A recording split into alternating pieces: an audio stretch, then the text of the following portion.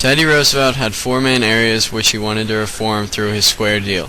They consisted of controlling corporations, protecting consumers, conserving natural resources, and ending railroad rebates. TR's goal was to level the playing field and show that government and the people, not business, run the country.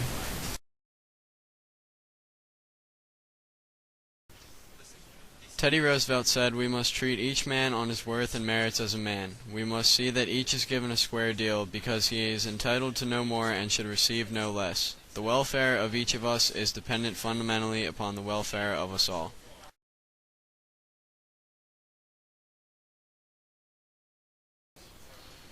Teddy Roosevelt used his reform program to get the Square Deal going. It consisted of attacking or busting trusts such as J.P. Morgan's railroad monopoly, passing regulations such as the Elkins Act, Hepburn Act, and Interstate Commerce Act. He also passed regulations on the food industry and passed regulations to conserve natural resources.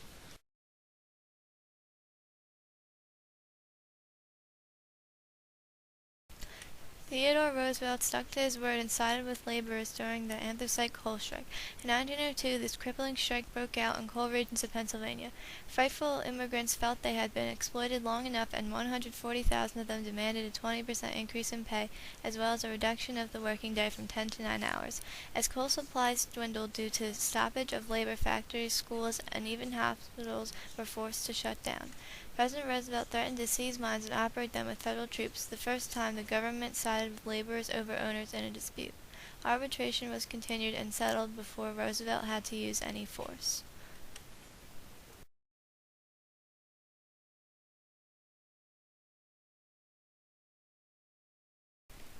As shown with his actions in this strike, Roosevelt didn't agree with big trusts. Trusts, according to Roosevelt, were an efficient means of production and were here to stay.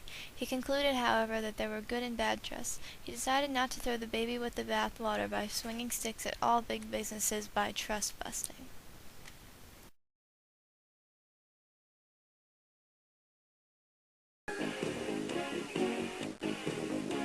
If something stinks in the business world, give a shout!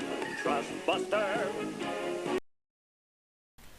One trust that Roosevelt strongly believed needed improvement was the meat industry. Inspired by socialist Upton Sinclair's book, The Jungle, Roosevelt passed the act that would lead to the creation of the FDA.